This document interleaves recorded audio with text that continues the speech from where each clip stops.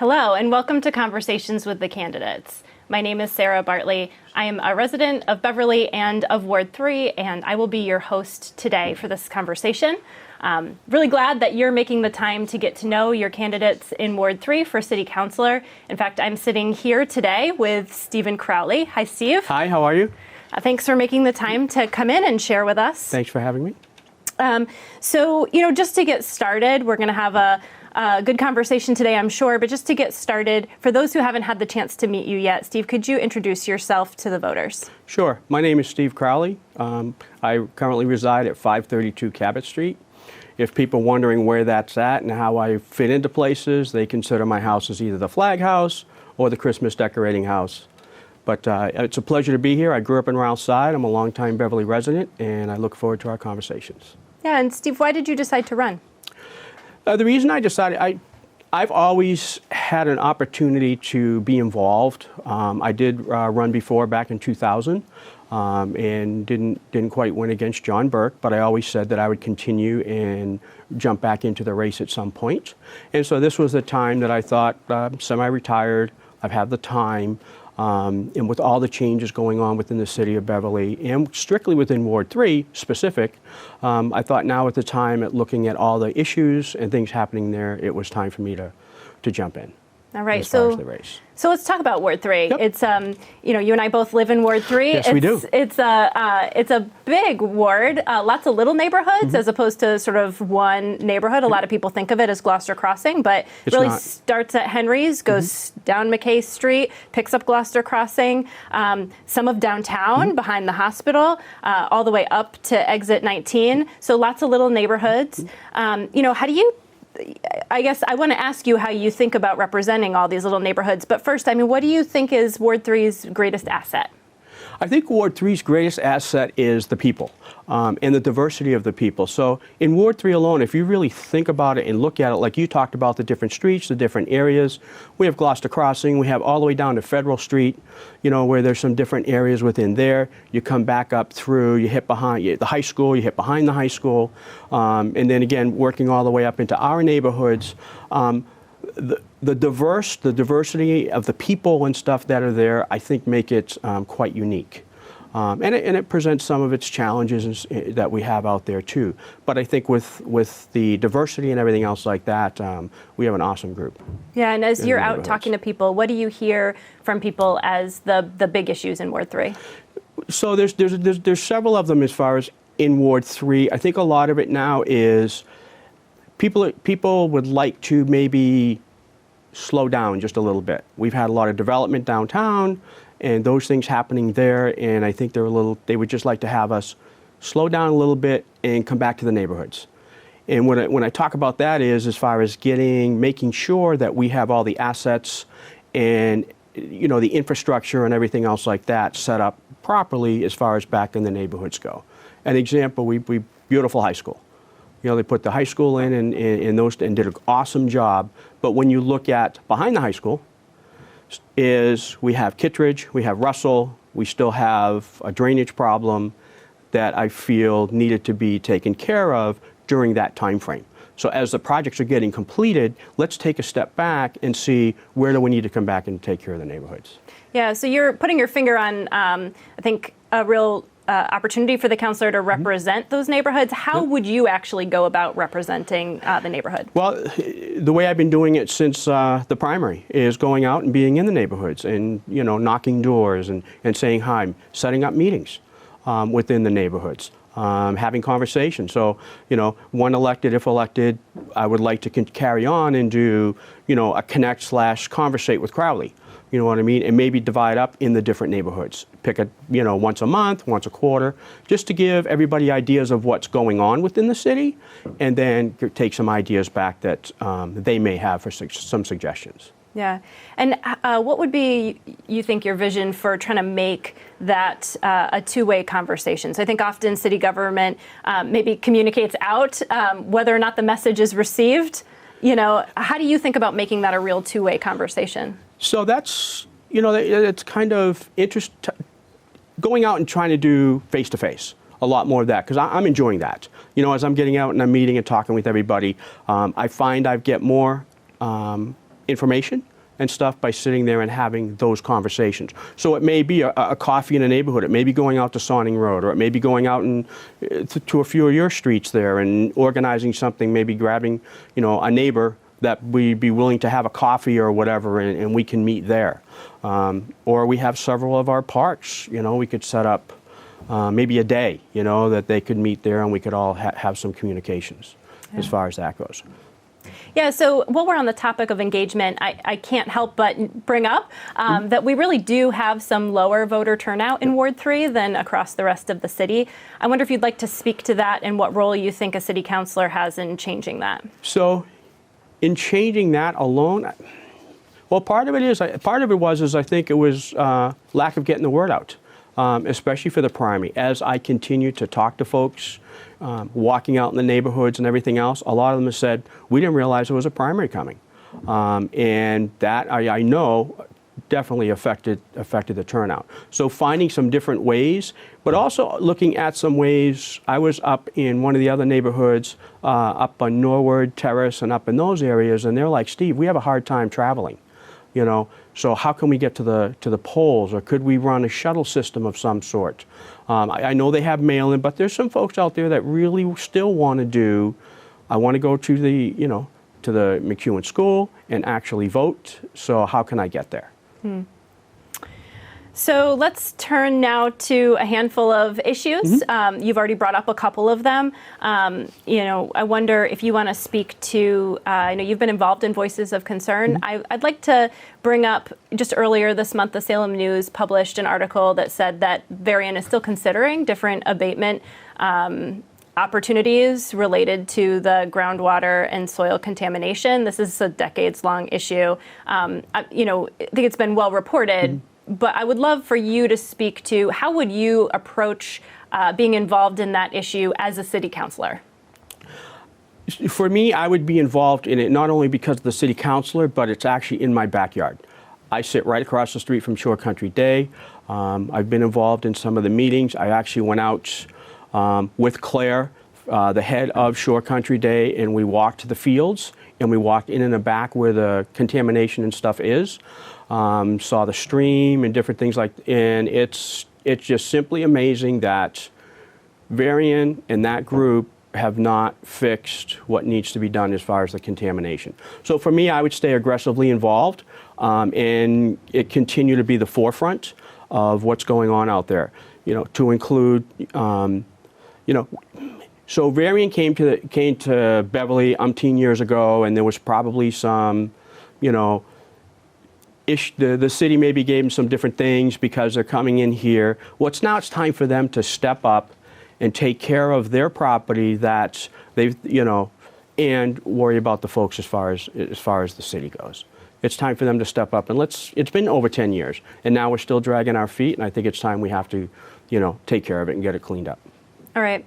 So let's talk a little bit about development. I think certainly the need for Massachusetts to provide housing that meets the needs of all of its residents is a big statewide issue and concern. Then individual municipalities obviously have opportunities to address it as they think about the development that they want to permit and allow. So Steve, tell us your views. How much housing development should we be doing, and what kind would you prioritize? Well, we've got a lot of housing here now. They did all of the stuff downtown. I think we have to do a bigger focus on low income, but for seniors also, and moving it along. So for instance, not too long ago, my aunt was staying with me, and she's handicapped. She has oxygen. She's a senior, and we're trying to get her to move back to Beverly. She's out in Winchton, Mass, and all of her doctors are here. So I took the time with her, and we filled out all the state and federal and all the paperwork. But she still could be looking at potentially 5 to 7 years waiting to get on a list, And as far as housing and stuff goes, there's not enough. There's definitely not enough in how the prioritization. So I would be looking at some more of that in the development side of it goes, but let's make it true and equitable, because we're saying is low income housing. It seems to be like we're missing a gap somewhere. It seems to be with the low-income housing that everybody's saying that we're good about is potentially everybody making between $50,000 and $70,000 a year. Well, we know that there's still that other curve that nowhere near reaches that, you know. And when I look at families and stuff, you know, my kids and some of the other kids and some of the ones talking in the neighborhoods, they're moving out because they can't afford to stay here, you know. And so it's like you're losing part of that. So we need to find that middle ground and figure out how we can do it to balance that. And what's the why for you about why you would prioritize that? What does that bring to our community? Well, I think it still brings additional people and additional funding. And, you know, as far as with people goes, and I think it also, though, it keeps families together and it keeps families in Beverly. Some of the older generation and stuff like that, they want to stay here. They want to be able to stay here and do that. But they're finding it if they sell their house and everything else like that, it's very hard to find something else to stay within here, you know. So there's a lot more families trying to work together. Yeah.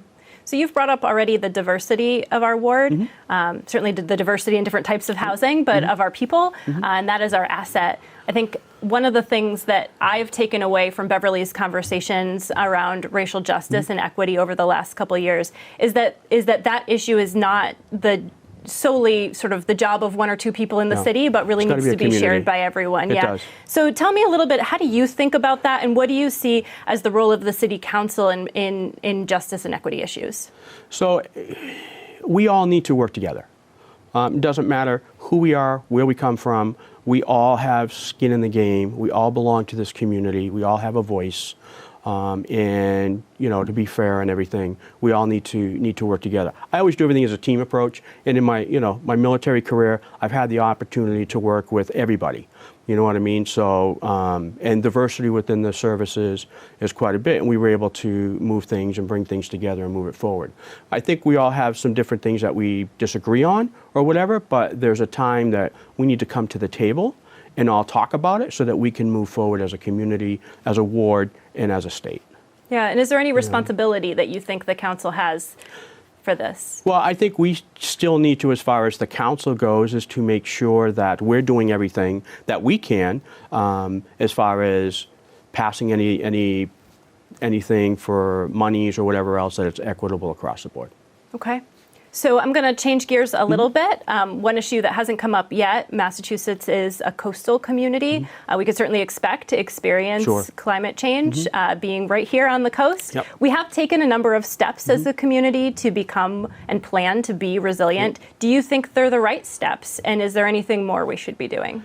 You know, I think we're on our way. As far as within some of the steps that were taking place and doing it from there, I think what we need to do is to continue to look at those and see how we develop future projects. You know, I know there's coming into the place as far as down along the Bass River in those areas. So, but we need to take and make sure we do it the right way and do the right things. You know, so that we can still enjoy the coastal waterways as, you know, a city and a ward.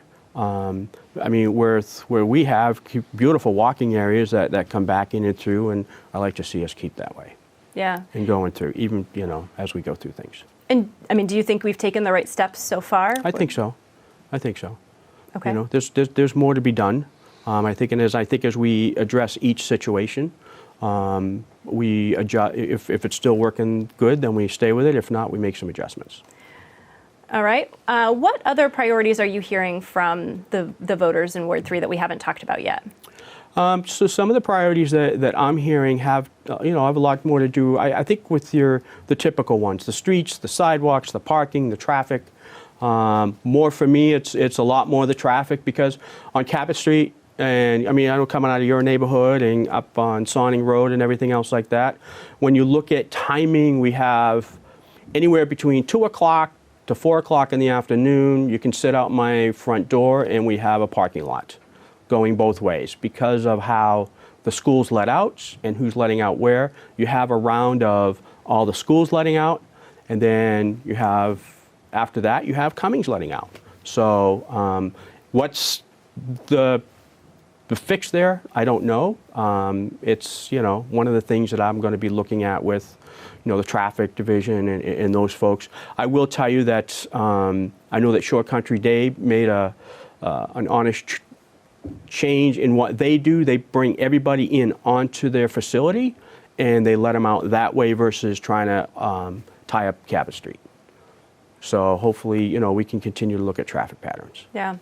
So it sounds like what you're hearing are the kind of everyday potholes yes. and sidewalks. I wonder if you think about, across all of those sorts of issues or any of the issues that we've been talking about, is there anything you've seen another community pioneer that you think should be brought to Beverly? No, not really. I mean, a lot of it is the sustainability part of it, as far as how soon, just like everybody else, how soon can we get it done? And being able to do that. Here lately, over the last few months in Ward 3, we've seen an increase more in roads and sidewalks than we've had in a long while. So hopefully that, that will continue. And I think a lot of it is as road work and other things are being done, is again, let's do the whole thing at once and get it done, not just piecemeal. Yeah. So, we certainly have talked about a lot of different topics in this conversation so far. I think any leader really has to prioritize. What would be for you the top priorities, and how would you maybe address each one? For me, I think that, again, the top priorities is the neighborhoods. And talking more about, like, for instance, the VOC and the contamination behind there. Then the same thing as far as some of the flooding issues that are going on, like behind the high school, that goes all the way down through Cummings property and that type stuff, because that has effects, on those neighborhoods and those type things. And then on the other side of it is into Gloucester Crossing, is looking at the parks. We have Gage Street Park that hasn't had an upgrade or anything else like that for many, many years. And it needs it, you know what I mean? They need to have the lightings looked at, the swings, the whole program. We do a meeting on Wednesday nights, and we get on and we kind of see what's going on and have a lot of discussions and stuff. But it's time for that to have upgrades. But when the upgrades are done, we need to also work as a community to have buy-in, as far as skin in the game, to be able to take care of it too. You know what I mean? So put something new in there, but then have it destroyed is not a good thing either. So what we can do collectively as that community to bring what they want, but how do we keep it, maintained? Yeah. And then we have open space, a little bit of open space on Simon Street. So it's 2 parks. So to kind of see that they stay as open space area, because, the folks on Simon Street would like to use that as a park type setup, So there's little things in each of them that I think are important that we need to address. Yeah. So obviously, a city councilor can't do all of that themselves. No. So who do you look to as your partners, thought partners, partners in getting things done? So I think it would be all of us, whomever we can within the administration, within the councils, within the communities. I'd like to really work on getting some more what I would call community partners or whatever in and around some of these areas, like the Voices of Concern. You know what I mean? They're a great asset to help work on that side of it. So maybe we look at some other things in some of the other areas, and I think getting the engagement of the citizens within the ward, it brings back that they're involved and they also feel as though they're part of the solution. I can't do it all, you know what I mean, but I can advocate. So if we can collectively, work together, then we can, present from there. Yeah. So we've talked a lot then about your views and who you'd sort of look to as partners, but what about your values? What kinds of values and experiences would you like to point to that you think you really build your resume for the job? Sure. So I live by 3 values. So it's integrity first, service before self, and then excellence in all we do. Integrity is doing what's right when nobody's looking. Service before self, is just that. The constituency service, even within the Air Force, all the service and stuff I did. So giving 110% of myself before myself to the community. And then excellence in all we do is whatever I do or whatever I bring to the table. I might not have all the answers right away, but I will seek and find and locate what we can do from there. besides the value side, I have a team. I always in the back of my mind just do everything as a team approach. And I feel a team is basically together, everyone achieves more. Yes, I would be the advocate, I would be the representative of the ward, but I always feel as though I can't do it alone. You know, together we as the community and we as Ward 3 can get a lot more done in numbers than we can do sometimes by just one. And I've done that through a lot of my work, and where I've worked at, whether I've been a director or not, I also walk in and say, what can I do to help? So I'm a team player. So whatever we do have going on, yes, I can be your advocate, but I'm also going to stand beside you and do the work that we need to do to get things moving forward. All right, thank you. So I do want to give you the opportunity to make your appeal directly to voters. The election is coming up. Yep. What would you like to say as you ask people for their vote? So what I would like to say is it's an honor and a pleasure for me to run for this position and to represent each and every one of you in Ward 3. I come with, you know, a lot of experience. I know a lot of you within the community. We like to have fun. We work hard, and I would definitely continue to work hard for you, and I seek your vote on November 2nd. Thanks a lot, Steve. Thank you. I want to thank you for making the time to get to know the candidates in Ward 3. You can also take time to get to know the candidates for at-large City Council. There are interviews for all of the City Council candidate positions that will be on your ballot. So I would encourage you to go back to BevCam and look for those interviews and get to know each of the candidates. So thank you for making the time. I want to thank Steve for making the time.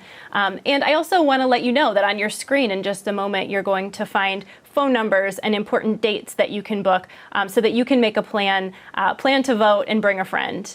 Thanks for watching Conversations with the Candidates.